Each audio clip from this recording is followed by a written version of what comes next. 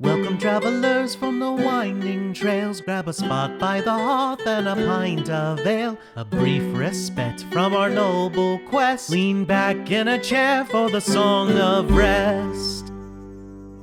Hello travelers and welcome to the Song of Rest, a place where our heroes and the deities that guide them gather to share a behind-the-scenes and behind-the-screens look at the unfolding adventures in Archipeldia. Gathered before us is the Dungeon Master, Aaron Rollins, and his band of players, Janelle Wilke and Chad Stafford.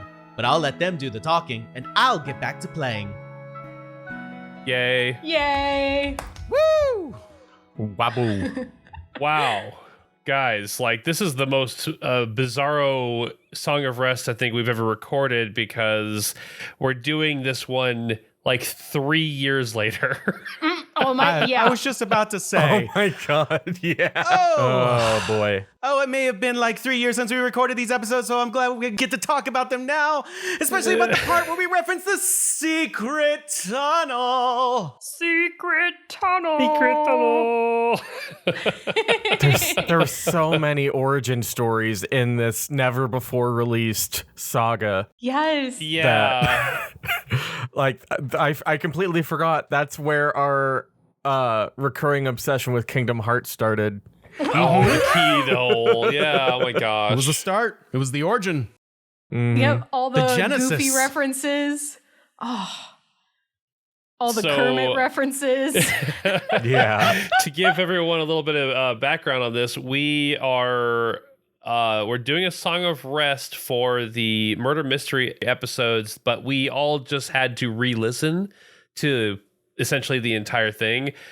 And so it's fresh in our mind, but it's crazy because there's so much of this that I forgot was even in the story. This was so fun. It was like listening to an episode of BBR that I'd never listened to before because it was so long ago. Yeah, basically. That's true. Yes, this is a huge throwback. I have to admit, when I first started listening to the very first episode, I was a little bit nervous. I'm like, how cringeworthy is this going to be? This is going to be awful. And then I wound up laughing probably for 15 minutes straight during everything from the gagging outside of the bar to this ridiculous carriage scene and the eggplant foam. I mean, we assume it's eggplant foam. All of the animal handling checks. Oh my gosh. Man. Oh, wow. Embarrassing. Honestly, listening back to this and doing all the editing, it really surprised me. This was the first time we had these characters in this configuration. This was the first time we recorded with them, and this whole thing was meant to be a trial run just to make sure that all the characters kind of had synchronicities, that we were able to play off of each other really well. Yeah. And I genuinely am this just feels like these episodes could have happened at any point during our campaign, because it just felt right. It just really felt right listening to it. They felt like they've always been. Yes. I was really surprised by that. They felt like they've been a party together. Absolutely. Yeah, you're right. If you had listened to, anyone listening to this now who has listened to other episodes of BBR and then listened to this one, it would have just sounded natural for these three to be together. Because you guys, the party chemistry just went perfectly well. And I think that's probably why we were all kind of at a consensus that Dustin should play Sherman, because with how well this went. Oh, yeah. Yeah, that's right. Oh, have we shared I feel like we must have at some point, maybe in a Song of Rest, of your butt. My butt? Yeah, we should bring it up again. Yeah, give us some background, because you were the only one who had a second character, a beta character. Oh, right. Yeah. I had an artificer character named Rin Brassburns, I think it was. Yeah, that was it. That's it. Yeah, and it would have been a completely different vibe. I like the character in general, but it would have been just a hive of scum and villainy with no redeeming qualities. Oh no. Rin was a dwarf, right? He was a dwarf artificer? Yes, he was a dwarf artificer. I even forgot that detail. It's been so long. Yeah, that is so long ago. But yeah, the only thing that I really picked up on as far as for Sherman was I don't know if I had completely like landed on Sherman's voice during those initial recordings.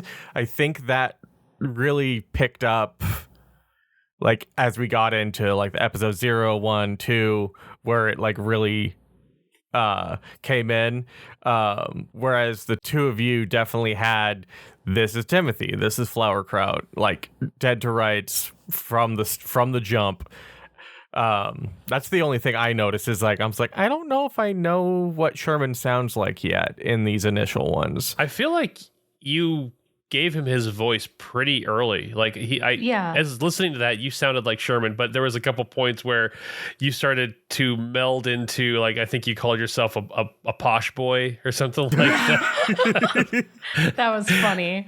But even that kind of stuff would happen in normal episodes as like Sherman would start to, go more Brit sounding, or he would go more like tough boy newsies. Or if it's a holiday episode, he gets super salty. Yeah. Something about the holidays just really brings out the salt in Sherman. The salty snacks. Got that dog in him. I was really like, it was so funny to listen back, and you guys had played together D&D before, and then I was pretty new to the group. It was just very funny seeing how quick we were just to jump onto the gross humor, like and the dick jokes and just everything. It was just like we just jumped right into that, and that's so. I'm like, wow, we did not care. Like talking about Timothy helping Flowerkraut pass farts and stuff. Listen, you started the prompt, all right? It was an unprompted prompt, but yeah, that's true. what am I supposed to do? I have to yes and this. I can't say no.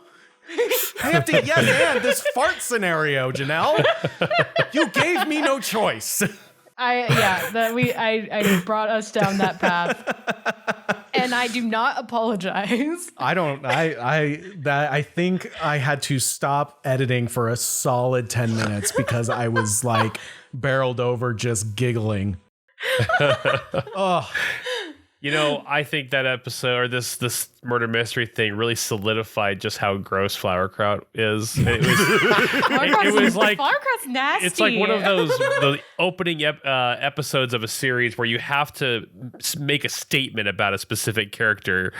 So it's like this is Flowerkraut and this is Flowerkraut's ass. This is the this is the elevator pitch. Yeah. Yeah. Yep. And then you know what? I'm going to have to listen back to some of our earlier episodes to see how I described myself casting sleep, because in this I don't remember the whole like Flowerkraut does a sexy twirl and then belches and everyone like just gets knocked out. I'm like, wait, what? Really?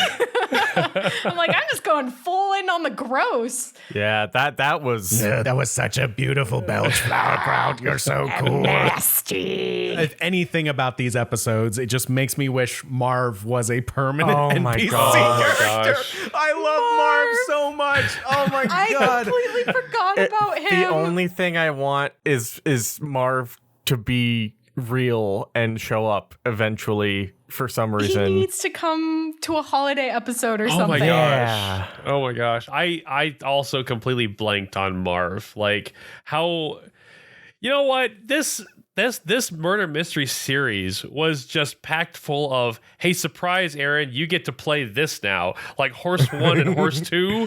And then, oh, by the way, I'm going to charm this guy. So now he's got to be our friend and you got to come up with lines for him. So yes. That was great. I didn't realize how much of a role he played in the back half of those episodes.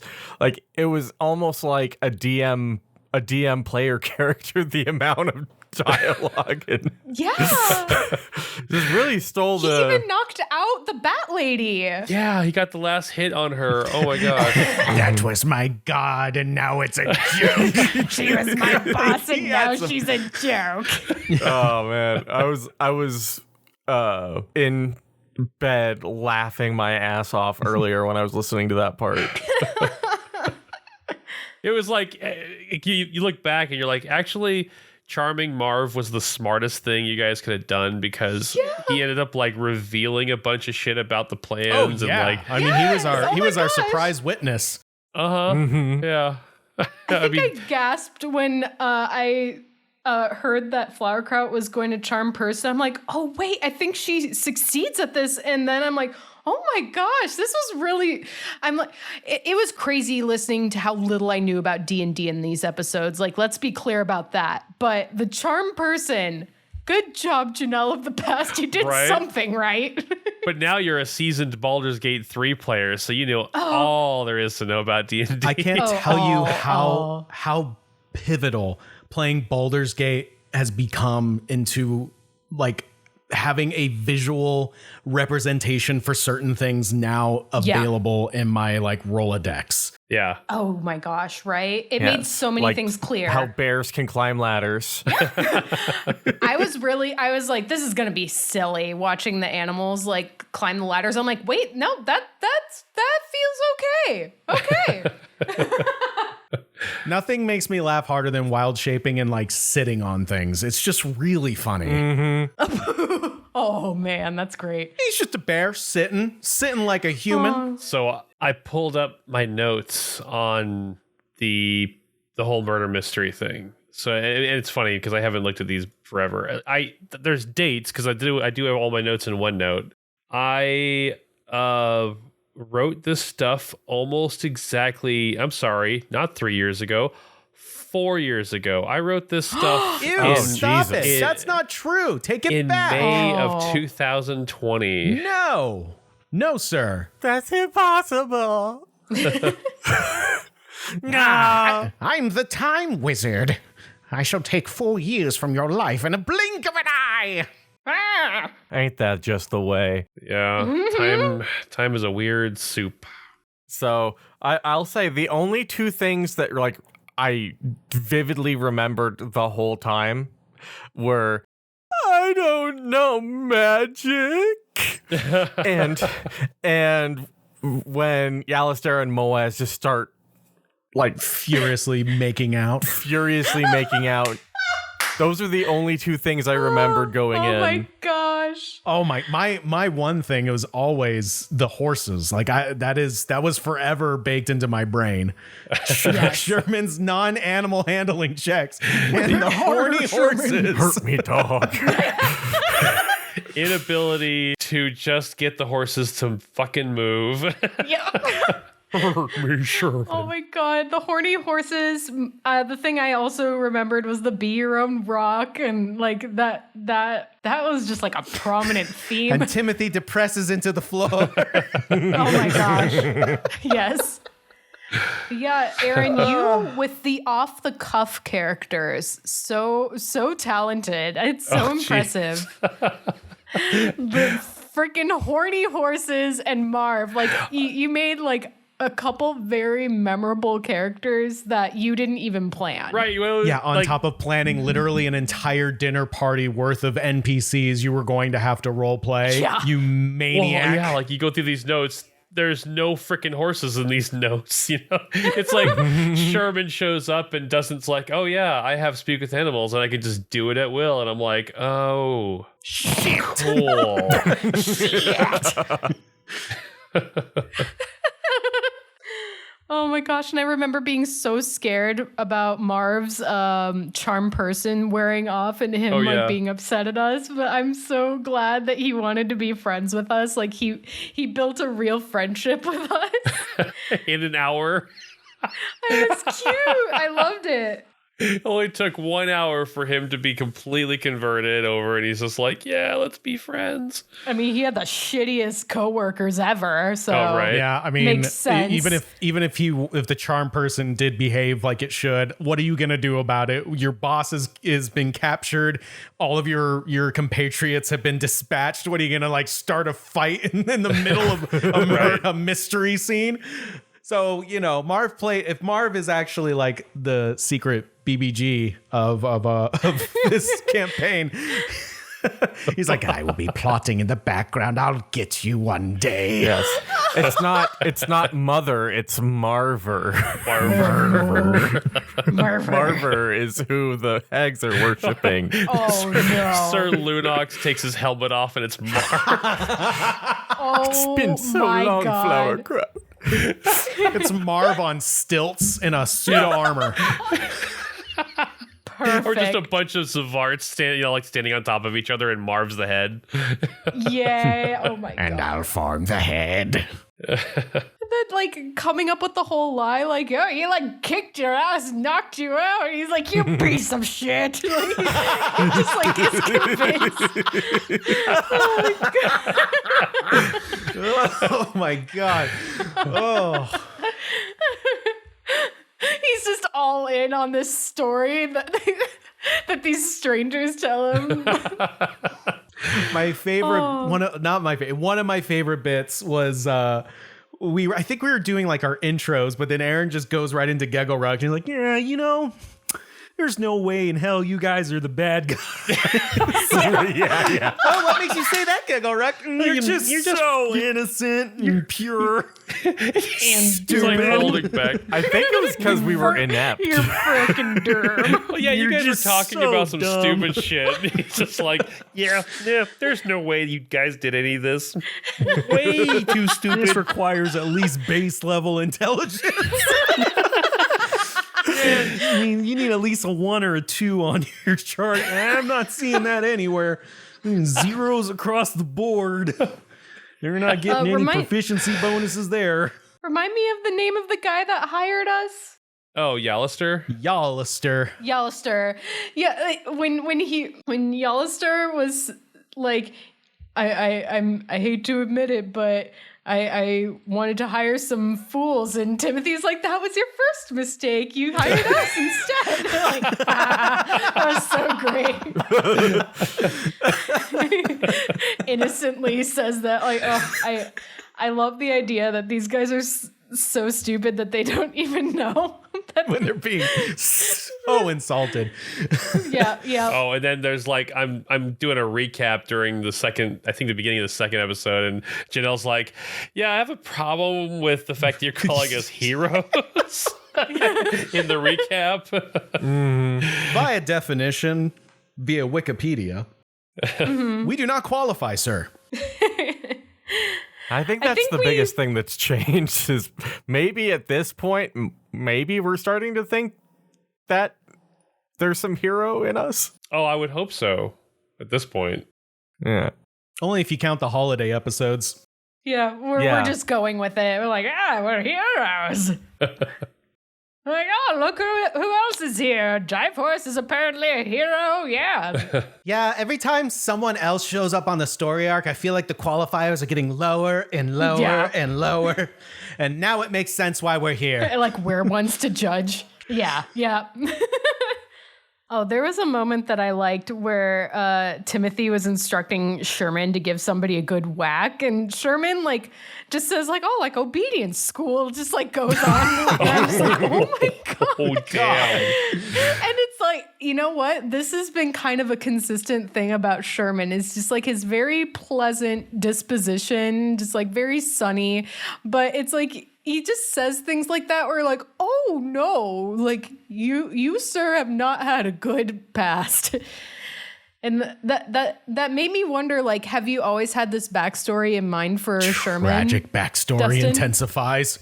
That he's just overly friendly, or Well, that I mean, you have like the whole at Foster where Foster. he had the bad It was kind of rough for him. that's always been part of the deal, was that he was basically, there's a whole part of the backstory that hasn't come up yet, but more or less there is an incident that occurs where he is sent to the Pound, otherwise known as dog jail. Oh. And then that's where Foster pulls from to rehabilitate dogs from the Pound. I love the fact that Sherman's only 4 years old and already has a tragic backstory. He's been in jail. Oh, yeah. He is only 4 years old. Oh my gosh, wait. I was just thinking about the Sherman salt, and then it reminded me of the Timothy salt that we got this episode. Like he was leaning on the rock so hard. And then at the end, he's like so over the rock helping him. He's like, you know what, be quiet. I'm like, I've got this, okay? I've had enough of you, Rock. I've got this. I've gone past the first intro chapter. I paid my dues. I'm part of the triangle scheme, whatever, pyramid scheme, whatever it is. Go away. I've got my pledge rock right here. Oh, he really is his own rock. Like, don't you see? I am my own rock now. And he, was immediately. I have metamorphosis. He was immediately passing on those teachings to Marv during the episode. Yeah, how am I supposed to make the money unless I bring someone else into the scheme? That's the whole thing. That's how it works. I guess pyramids are made of rocks. Timothy's like, how would you like to be a boy boss? A boy boss.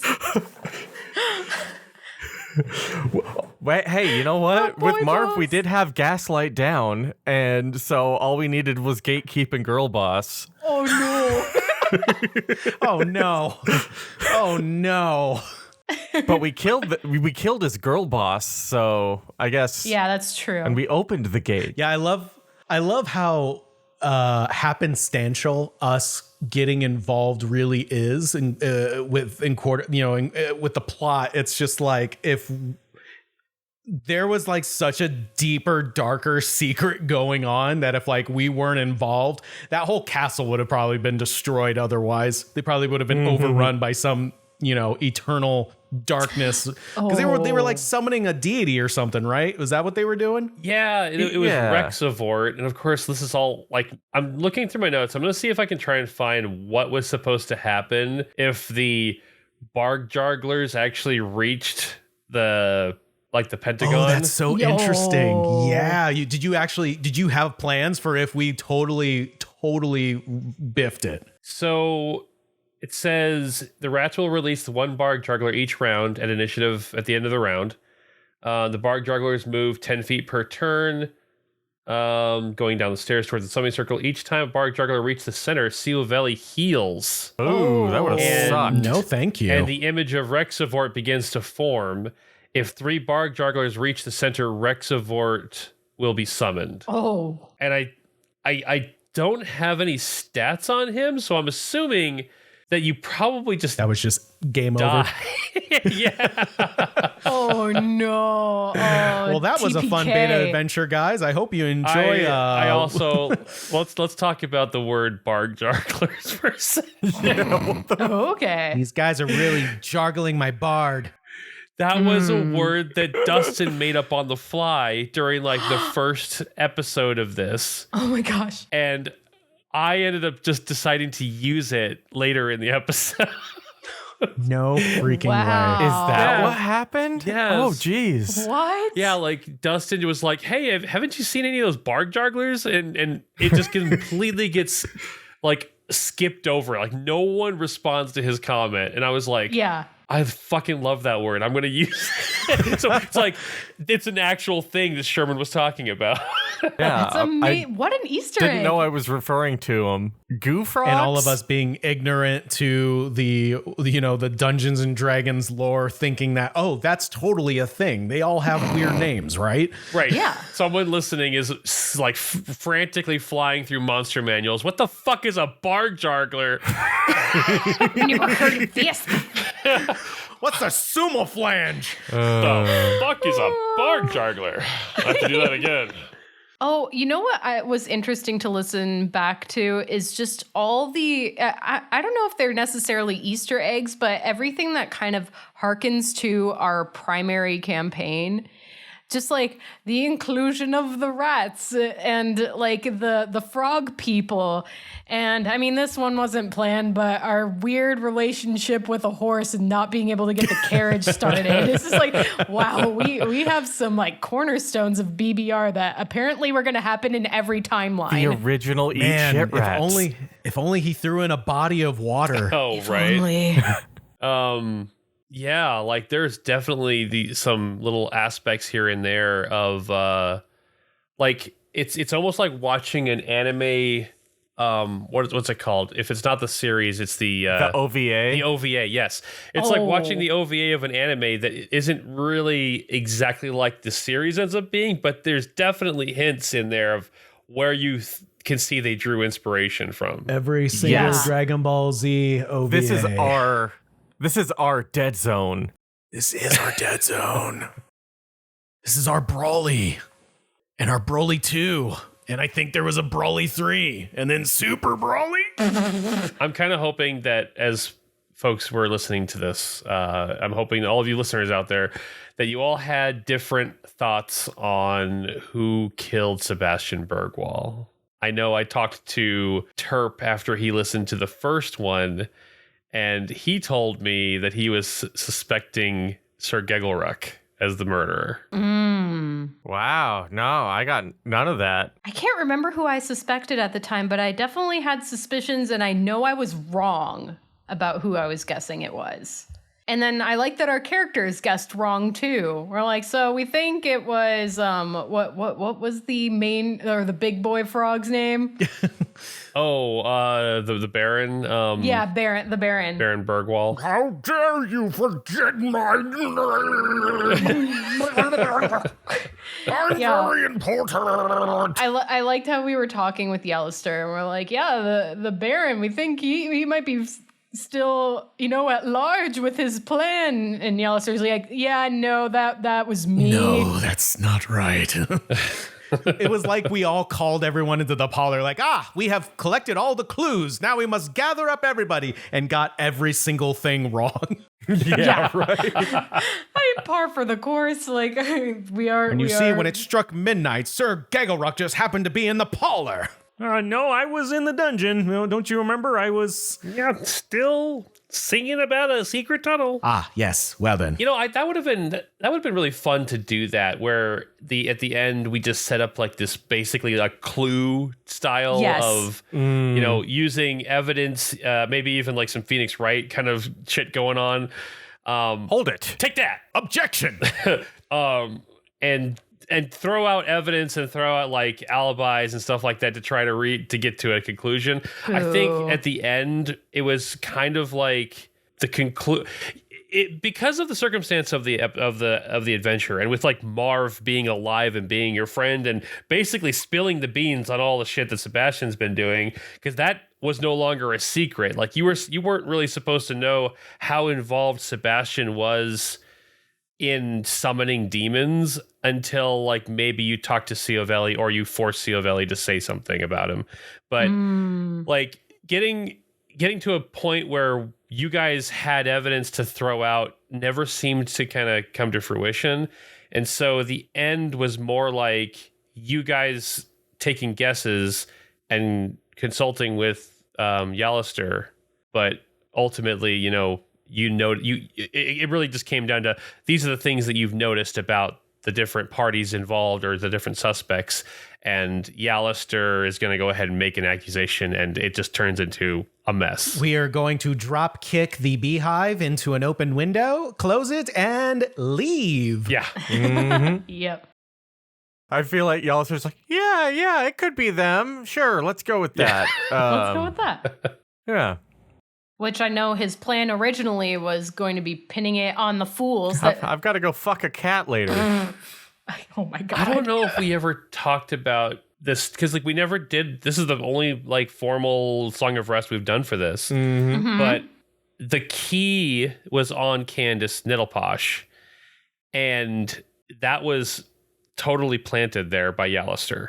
Oh, 100%. And so yeah. So I don't know if that was ever even like said, but I thought it was implied that Moaz planted it, but yeah. Either way. Or anything that was like being pinned on other people, I think they were just going with it, or actively doing themselves, just based on the confession they gave us at the end. Right. Just Yallister actively making a bad situation so much worse just so that he could gain something out of it. Yeah, I kind of love the idea of the different fiefdoms and like the little, the Frozen Saws, Solar. Mm-hmm. Yallister's not really a good guy, but he's No. you know No. You don't say. I But none of them are good guys either. right. Exactly. And that's what I was trying to make for you guys. Like there's maybe Gaggle Rock's a good guy. Yeah, Gaggle Rock. He's precious. But yeah, when Yellistar was saying stuff like at the end where he's like, you guys made me believe in heroes again, it's just like, like, right. Like trying to make us feel That's better right. Now, about let this. me just take this bag of blood money and we'll be off. Yeah, it's like, I mean, we're done, like, it's the hero thing again. Like, oh God, like, no, don't say that. We didn't do anything good. We don't like labels. Yeah. Yeah, at It's like, that this point, is definitely a morally gray situation here. But it's like, also, it's not like it's the worst thing in the world that we did what we did. I think we were kind of like innocent about it. yeah, I really think that Yallistar must have had some sort of change of heart, because the whole time I thought at that moment he was like, oh yes, I have something that'll explain everything, and he just brings out this big ass bag of money and that we were going to be like, yep, cool, got it. No explanation needed. This is all the explanation we need. There was something actually listening back that I remember being so confused about at the time, but now it makes so much more sense knowing that Yallistar was behind the plot, is when I think it was episode 2, and after the murder happens, he looks at us like he doesn't know us. And we're like, wait, what? What's going on with him? I was just like, what just happened? And it's like, oh, he was gonna throw us under the bus hard. Yep. Was what was happening there. Exactly. And the whole idea of the story was that when he saw you guys getting carted off, he kind of had that little bit of a change of heart right there and then. He was like, maybe he enjoyed the ride to the barony so much and like thought you guys were great, and then sees you guys getting carted off to prison, and he's like, I can't fucking do this. And so They're just so stupid. So stupid. So sweet. They don't even know they're being punished. I can't do this to them. And so it's funny because he actually charmed person first, because he charmed one of the guards to go give you your weapons back. And Oh yeah. Well, how are they doing? They were singing a song about tunnels. Oh, that sounds about right. Let me off then. like a bunch of idiots. God, I love them. Oh my gosh. Oh, that kind of reminds me of one of my absolute favorite moments. Probably the one that I mean, episode 1 alone had me laughing harder than I laughed in like months. But at the end of episode 4, when the Baron was talking about how he found out where we were. And it's like, oh, there's somebody singing about a secret tunnel. And it's like, we're all just like, oh, Gaggle Rock was singing about it the whole time. Like, 3 people fully armed to the teeth because they somehow got their stuff back, went into a secret tunnel. I didn't know you could fit in here, sire. Like, oh shit, I didn't know you could fit in here, sire. For the tip, Gaggle Rock. Yeah, you don't come down here very often, but Yeah, you don't go anywhere actually. Now that I think about it, everyone just kind of comes to you. It's what's amazing is that you caught me by surprise. You're so large. Oh my gosh, that was one of my favorite moments. It was so funny. So stupid how they find their way down there.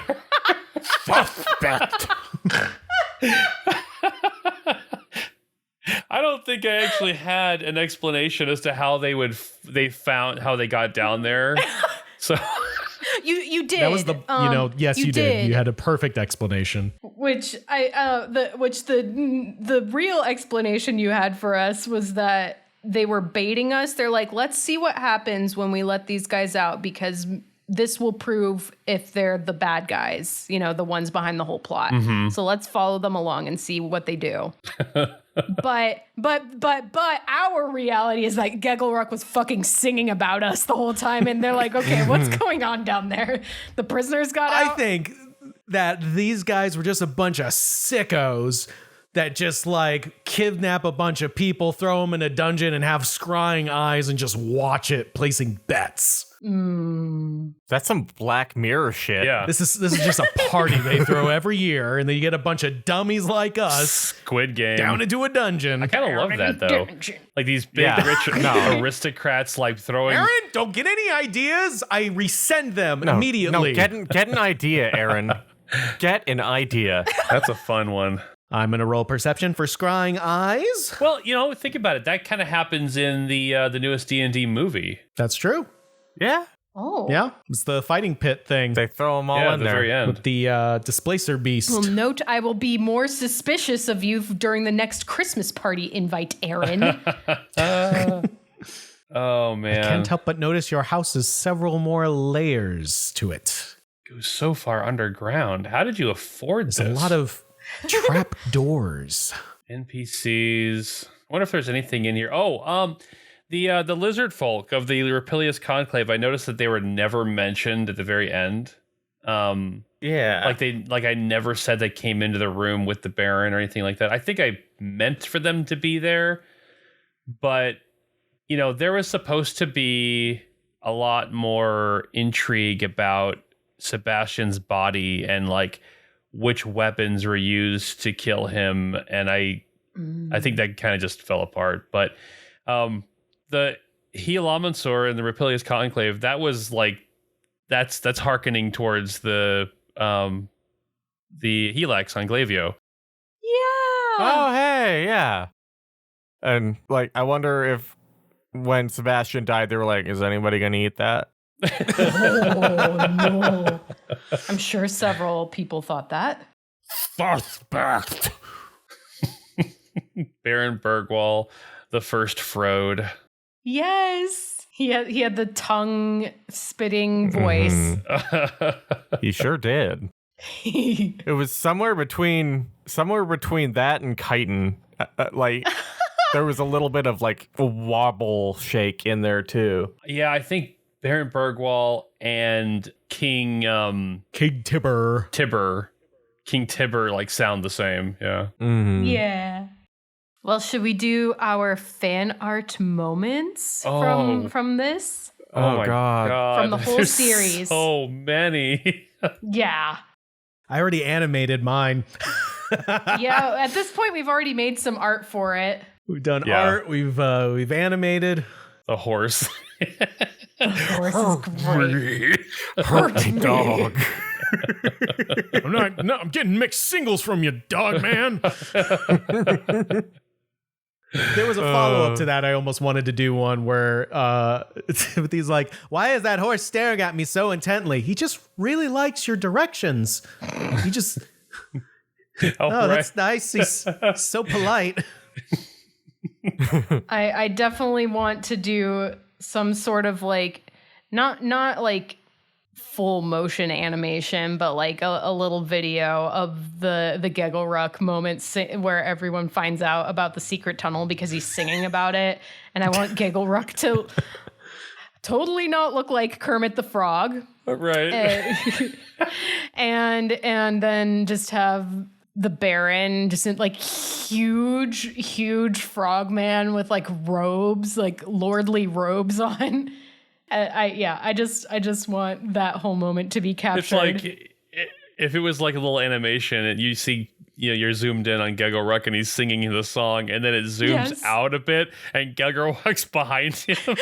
Look for the tip, Gegelruck. Yeah, so it's like so punched in that Bergwall looks like the wall. Yes. Yeah. Oh my gosh. Yes. I want to do that.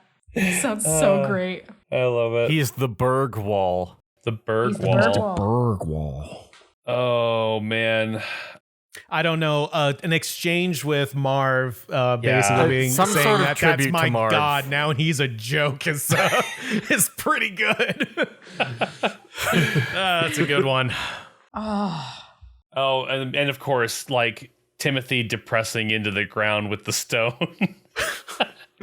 The stone depresses. That's not the only thing that's depressed. Oh my gosh, you know what I want to do is I want to turn it into is it a Junji Ito story where it has the human shaped holes in the mountain? I don't know. Do you know what I'm talking about though, where there's like all these human shaped holes in a mountain and it's like, that's my hole. And it's like, I just want Timothy to be like depressing into a mountain. Oh, that is totally Junji Ito. Junji Yeah. Ito. Totally. yes. Oh, he could be, and Timothy could be making that like Homer Simpson face when he's like going the bushes, but he's going into like the Sinking mountain, into the mountain. sinking into the mountain. What a horrible fate. I didn't know this was where this pyramid scheme was going to end up, but I should have saw the signs.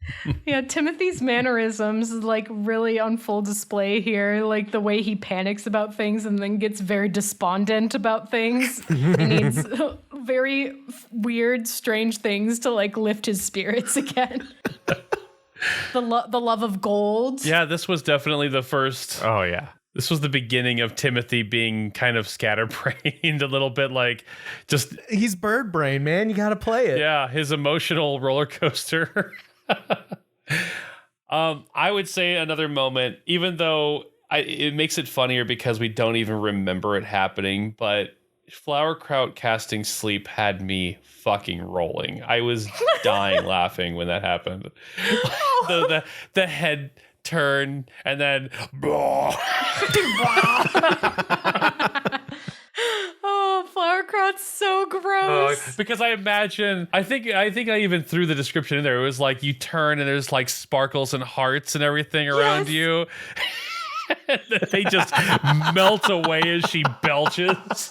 Oh my gosh. It cuts from like a Sailor Moon transformation to like a gross out frame from SpongeBob.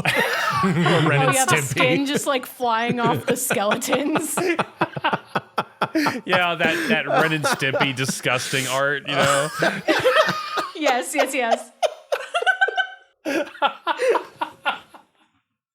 Oh my gosh.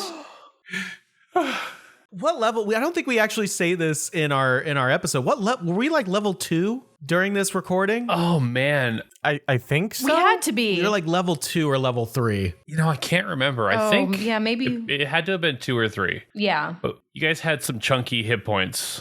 Had to have them. Yeah. I almost died. Yeah. Right. We had Only to time do- Sherman's ever. Is that the only time Sherman's gone down and it's in a non-canonical episode? No, I feel like it's happened since then. Has it? I don't know. But anyway, that's my moment though, is Marv trying to do first aid. Medicine check.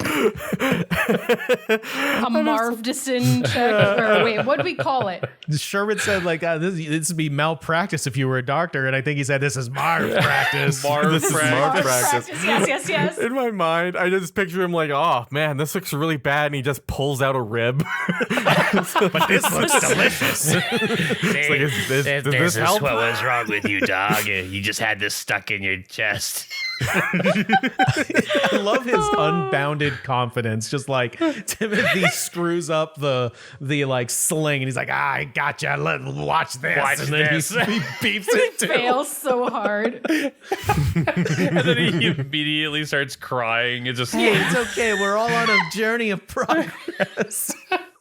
what is it that Sherman said? He was like, you miss all the rocks that you don't throw or something like that. Yes. You miss 100% of the rocks you don't take or something. Right. Like it was a mix between, yeah. That reminds me of the full confidence at the end too, where you're like, okay, Sherman, it's your time. Like, do your animal handling. And then you're like, my and God. I rolled a 6. The perfect way to so end that perfect. whole. It was absolutely, yeah, because even Chad was saying this is the post-credits scene.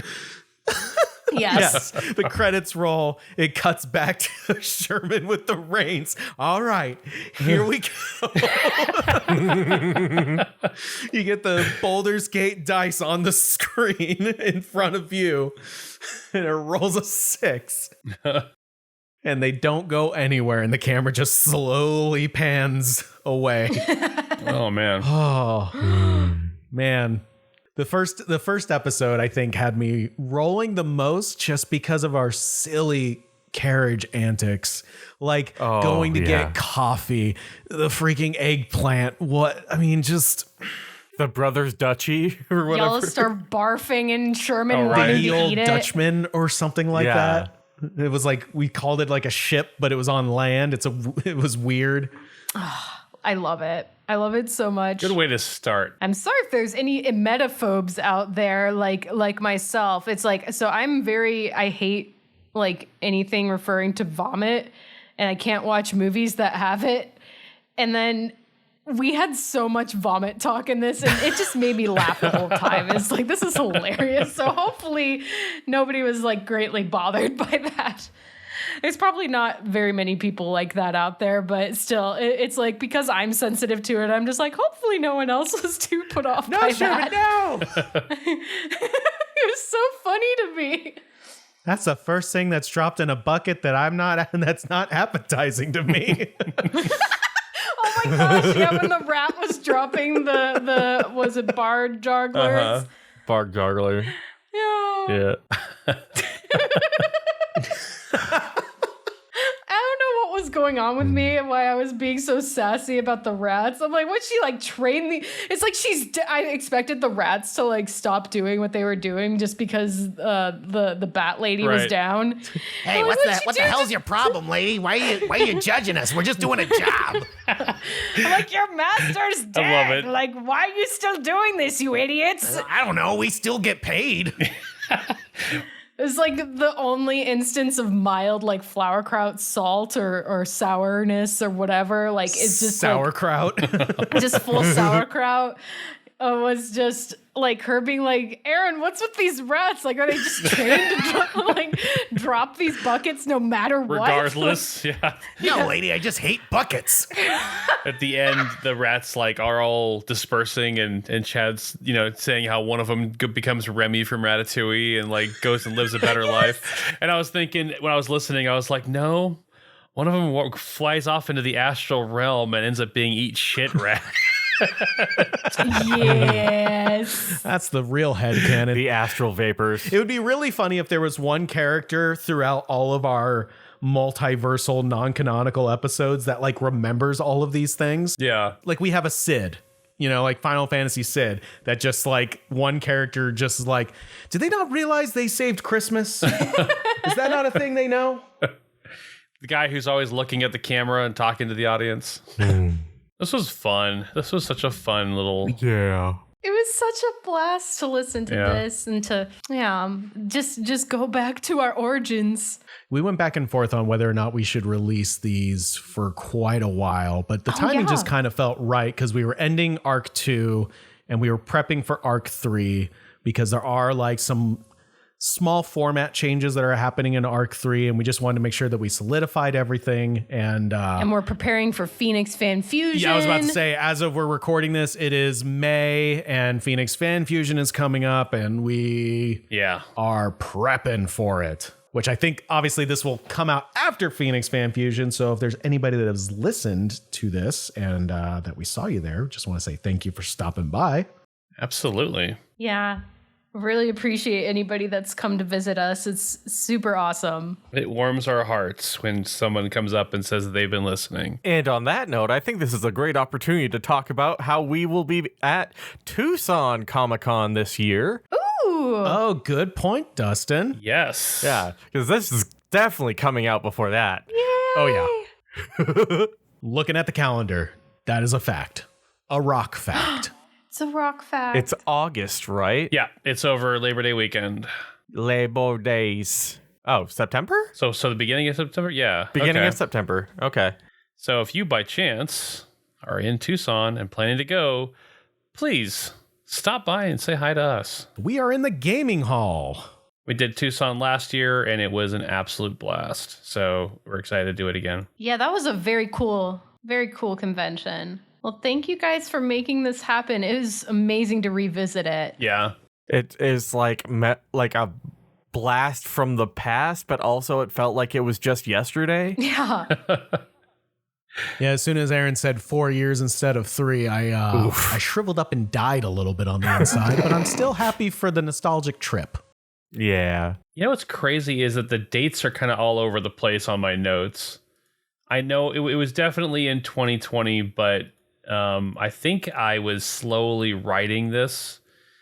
And I don't remember exactly when we ended up recording it, but it was that year. Because you know, we did these proto episodes before we got into our format for the real BBR episodes. So this was more of our test run than anything else. Yeah, and I think what was wonderful about this test run was like, even by the first recording session, we were like, oh yeah, this is the vibe. This is we're like locked in now. But then we were just having so much fun with this murder mystery. We're like, no, Aaron, we have to keep playing. Please. Yes. I gotta know. So then what ended up being like a 1-2 recording thing came a 3-4 recording thing. And we're like, man, we got to release these at some point. Yeah. This was fun. I hope everyone else enjoyed listening to this. I genuinely feel like they fit right in with the rest of our episodes. I don't think like, Oh, yeah. if anything, you just kind of got the, like we've all said, the origin story for a lot of the in jokes and like a lot of the characterisms that have ended up being staples for Flowerkraut, Sherman, and Timothy. And yeah, this after this, Arc 3's ramping up, and it's so far there's some pretty cool stuff heading your way. Yeah. Well, cool, guys. This was an awesome Song of Rest, unlike any that we've ever recorded before. So A retroactive Song of Rest. yes, a vintage. A 4 year in the making Song of Rest. Yuck. Oh, yuck. Oh, yuck. That made me feel the darkness. Oh man, we haven't done Kylo in a long Oh, time. Kylo hasn't been No, it's been a around in a minute. while. 4 years of darkness. No, that's gonna be what happens if I have a new voice for Sherman if he gets out of the gem and the sword. He's just gonna Kylo it up the whole time. Oh. Dark Sherman. I can feel it. I can't do it. I can't actually do the voice, so I wouldn't do that. Sound more like the Chosen. Oh, yeah. You and Sir Leon will be like having your battle of good and evil. I love that. Yeah, No, man, they're just watching Friends reruns.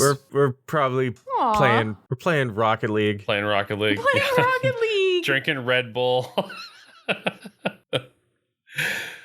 All right, guys. Well, let's wrap this one up. Thanks again, everyone, for listening. And look forward to Arc 3. Yeah. And be your own rock. Be your own rock. Be Your own rock. All right, guys. Let's sing it out. Secret tunnel.